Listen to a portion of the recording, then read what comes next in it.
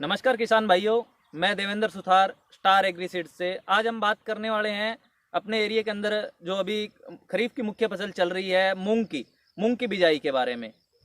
किसान भाइयों, आप देख रहे हैं कि अभी नहरों में सिंचाई पानी भी सुचारू रूप से देना चालू कर दिया गया है और आप देख रहे हैं कि बारिश के मौसम भी बन रहे हैं, कुछ जगह बारिशें भी हो रही है और किसान भाई उत्सुक है अपनी बिजाई करने के लिए। तो किसान भाइयों, मूंग की बिजाई के लिए मुख्य कौन कौन सी बातें ध्यान में रखनी है तो उसके बारे में आपको बताने वाला हूं।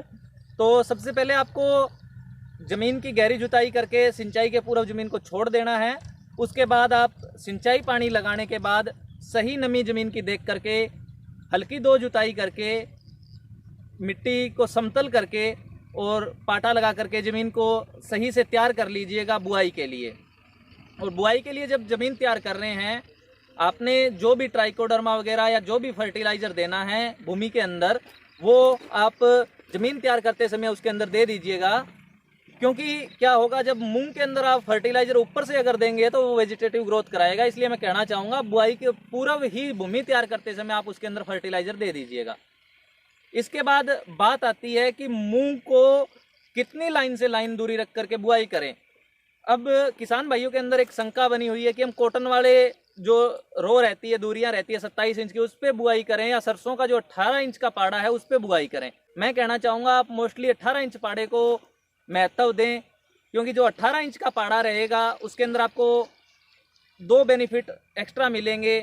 एक तो देखो, एक तो रहेगा जब पौधे से पौधे लाइन से लाइन की दूरी कम रहेगी तो तापमान जब बढ़ेगा तो ज़मीन जल्दी नहीं सूखेगी, खेत पूरा ढका हुआ रहेगा, तो आपको पानी की आवश्यकताएं उसके अंदर कम रहेगी। और उसके बाद दूसरा आपको फ़ायदा ये मिलने वाला है कि जो मूंग की प्राइमरी शाखाएं होती है, जो मेन शाखाएं बीच से जो निकलती है, उन पे हर टाइम फलियां ज़्यादा लगती है, तो वो शाखाएं उसके अंदर ज़्यादा निकलेगी। और कॉटन वाला जो पाड़ा है उसके आप बुआई करोगे तो सेकेंडरी शाखाएं ज़्यादा निकलेगी, सेकेंडरी शाखाओं पे फलियां कम लगती है।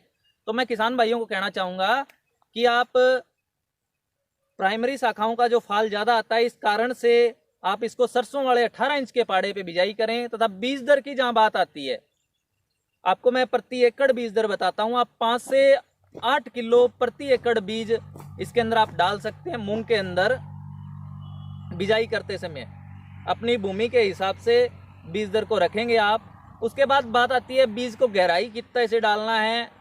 तो मोस्टली जो हर प्रकार की ज़मीनें हैं, चाहे हल्की दोमट हो, दोमट ज़मीन हो या रेतीली ज़मीन हो, उनके अंदर आप सीधा सिस्टम रखें कि उसको 2 इंच गहराई, 2 से 2.5 इंच की गहराई पर बिजाई करें। उसको सीधा देखने का एक तरीका है, आप अपनी अंगुली को ऐसे करिएगा, ज़मीन के अंदर जब ड्रिल लगती है वहाँ पे आप इसको इतनी गहराई तक ड्रिल को लगाइएगा। उससे क्या होगा कि इतनी सीड के ऊपर आपको 2 इंच मिट्टी, जो ये निशान रहता है अपना अंगुली का, इस निशान तक मिट्टी सीड के ऊपर रहेगी, तो सही से सीड को नमी मिलेगी और सही वो 4 से 5 दिन में अंकुरित होकर के ज़मीन से बाहर आ जाएगा।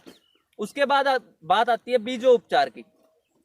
बीजो उपचार की आपको कहना चाहूँगा किसान भाइयों कि कंपनियों द्वारा उपचारित किए हुए बीज को या आप खरीद कर अपने खेत में लगाएं, क्योंकि जो आप घर पे उपचारित करते हो, एक तो सही मात्रा में प्रत्येक सीड पे दवाई नहीं लग पाती, अगर लग जाती है तो सही टाइम पे बीज सूख नहीं पाता, उससे बीज का जर्मिनेशन जो सिस्टम है वो घट जाता है, कहीं ना कहीं जर्मिनेशन परसेंटेज जो घटता है। इसलिए आपको कहना चाहूँगा कि हमारी कंपनी के द्वारा आपको स्टार 444 जो मूंग दिया जा रहा है वो उपचारित किया हुआ है। उससे क्या होता है, कंपनी द्वारा उपचारित बीज के कारण आपको बहुत अच्छे फायदे मिलते हैं। उससे जो अननेसेसरीली किसानों के खर्चे होते हैं, एक तो बीज उपचार के, एक जर्मिनेट होते ही रोग की समस्या, पेस्ट कंट्रोल, वो आपको बहुत कम खर्चे उसके ऊपर करने पड़ते हैं, क्योंकि बीज उपचारित होगा तो रोग कम आएंगे।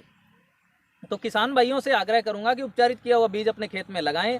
उसके बाद बात आती है प्रथम सिंचाई की। पहला सिंचाई पानी आपने कब देना है, तो मूंग के अंदर मोस्टली अगर बारिश नहीं गिरती है और आपका तापमान एरिया वाइज सही रहता है तो आप 30 दिन बाद उस मूंग को पानी दीजिए। किसान भाइयों, जैसे कुछ बारिश गिर जाती है बीच में, या कहीं ना कहीं टेम्परेचर लो रहता है या टेम्परेचर हाई रहता है, तो आप अपनी फसल का निरीक्षण करके उसके बाद अपने हिसाब से उसके अंदर पहला सिंचाई पानी दे सकते हैं।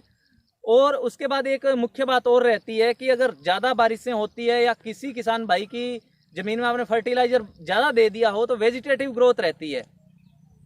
तो वेजिटेटिव ग्रोथ जिस खेत के अंदर ज़्यादा है उसको रोकने के लिए आप पेस्टिसाइड की दुकान से वेजिटेटिव ग्रोथ रोकने के लिए पेस्टिसाइड खरीदिएगा और उसमें वेजिटेटिव ग्रोथ रोकने वाला पेस्टिसाइड जरूर कीजिएगा, क्योंकि जब वेजिटेटिव ग्रोथ ज़्यादा होगी तो फाल पौधा ज़्यादा नहीं उठा पाएगा और आपको कहीं ना कहीं नुकसानदायक रहेगा।